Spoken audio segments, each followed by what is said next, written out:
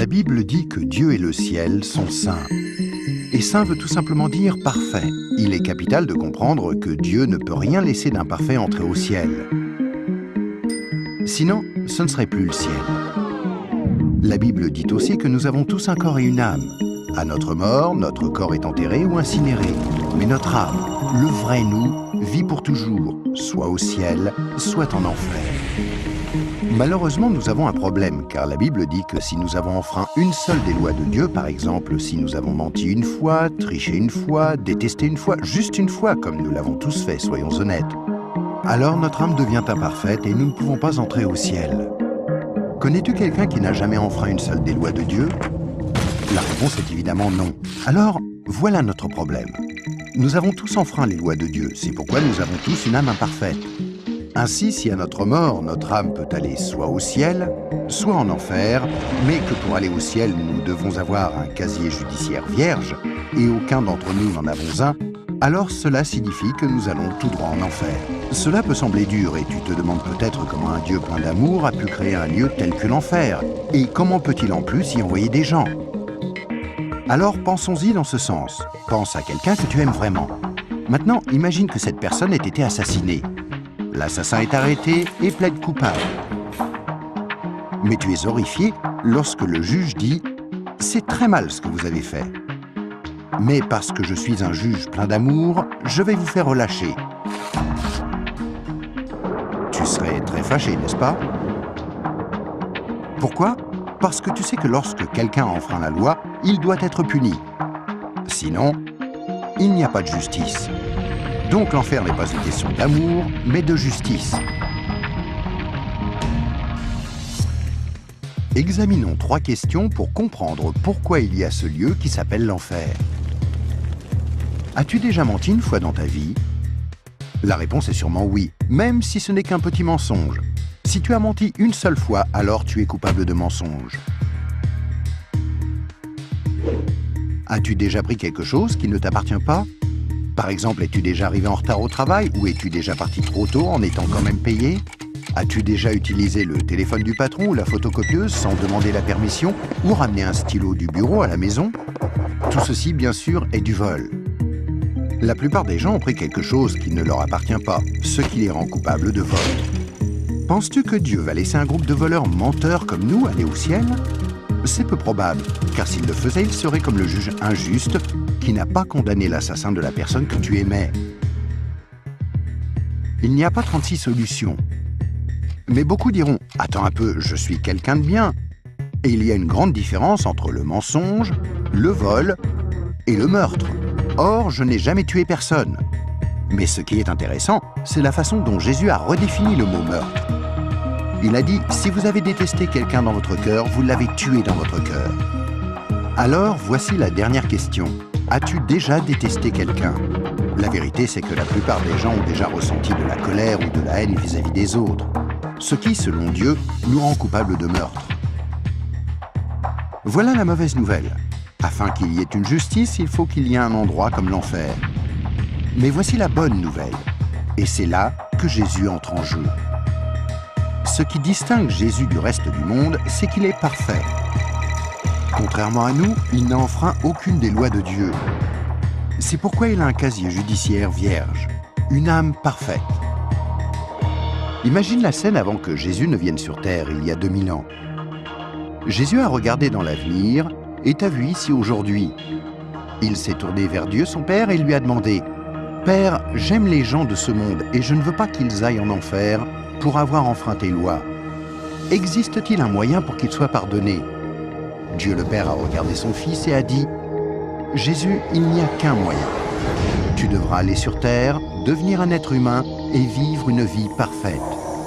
Puis tu mourras d'une mort cruelle sur une croix pour prendre la punition que les gens du monde méritent pour avoir enfreint mes lois. Quand tu auras fait ceci, le jour où ils te demanderont d'échanger leur casier judiciaire avec ton casier judiciaire parfait, alors il leur sera possible d'être pardonnés. » Jésus a accepté volontairement, et il y a 2000 ans, il est venu pour donner sa vie pour nous, pour payer le prix de toutes les lois de Dieu que nous avons enfreintes. Or, il n'y a pas de plus grand amour que lorsque quelqu'un donne sa vie pour nous. Mais il y a encore autre chose que nous devons faire pour être pardonnés. Il y a 3 événements principaux dans la vie de chacun. La naissance et la mort, mais nous n'avons aucun contrôle là-dessus. Mais il y a aussi le 3e, le jour où nous demandons à Jésus de nous pardonner, quand nous lui demandons de nous donner son casier judiciaire vierge. Il y a certaines idées reçues à ce sujet, mais dans la Bible, le principe du pardon de Dieu est clair. Nous ne sommes pas pardonnés en étant baptisés ou confirmés, ni même en priant occasionnellement, ou en allant à l'église, ou en croyant en Dieu, ou en essayant d'être bons. Ce sont toutes de bonnes choses, mais aucune ne nous accorde le pardon. Jésus a dit qu'il y a 2 choses que nous devons faire pour être pardonnés. La première est que nous devons avoir la volonté de nous détourner de tout ce que nous savons être mal et demander pardon à Dieu. Remarquez le mot « volonté ». Il y a peut-être certaines choses que nous nous sentons incapables de renoncer par nos propres forces, telles que dépendance, mauvaises habitudes ou des obsessions. Mais là n'est pas le problème. Dieu nous aidera du moment que nous en avons la volonté et que nous voulons nous détourner de ces choses-là et demander pardon à Dieu. La deuxième chose que nous devons faire, c'est faire totalement confiance à Jésus. Si Dieu t'a créé, ainsi que l'univers tout entier, ne penses-tu pas qu'il mérite d'être la personne au centre de ta vie? Faire totalement confiance, c'est reconnaître que Jésus est ton sauveur et accepter de le suivre. Quand tu es né, c'est comme si Dieu avait ouvert un livre sur ta vie. Maintenant, garde en tête que Dieu voit tout ce que tu fais. Il connaît chaque attitude, chaque pensée, chaque motif et chaque action. À chaque fois que nous brisons juste une des lois de Dieu, c'est écrit dans ce livre. Tu imagines bien qu'à la fin de nos vies, il y a toute une bibliothèque de livres contre nous. Mais quand tu te tournes vers Jésus et que tu lui fais confiance, il se passe quelque chose d'incroyable. C'est comme si Jésus prenait ton livre et se tenait en haut d'une falaise et déchirait toutes les pages. Le casier judiciaire entier de tout ce que tu as fait de mal et les jeter dans la mer la plus profonde. Il promet de ne plus jamais se rappeler de toutes ces choses. Jésus prend ensuite une copie de son casier judiciaire vierge que tu lui as demandé de te donner et il la glisse entre les 2 couvertures du livre où ton nom est inscrit. Ce nouveau livre est gardé précieusement au ciel. Le miracle est que l'on ne touche plus à ton livre à partir du moment où tu demandes à Jésus de te pardonner et jusqu'à ta mort. Même si tu fais des erreurs et brises encore les lois de Dieu. Devenir un chrétien ne te rend pas parfait sur le coup, et tu ne peux pas non plus dire une prière rapide et ensuite retourner à ton ancienne manière de vivre. Rappelle-toi, Dieu t'a pardonné pour toujours quand tu lui as demandé le casier judiciaire vierge de Jésus. Tout ce qu'il demande, c'est que tu lui soumettes tout et le laisses te purifier jour après jour. Quand tu mourras, tu passeras en jugement devant Dieu. Il ordonnera à ses anges d'aller chercher ton livre. Il l'ouvrira et dira « Cette personne était parfaite ». Et tu répondras « Non, je ne l'étais pas. J'ai enfreint tes lois. Est-ce que je ne mérite pas d'aller en enfer ?» Et Jésus te dira « Selon la justice, tu mérites d'aller en enfer.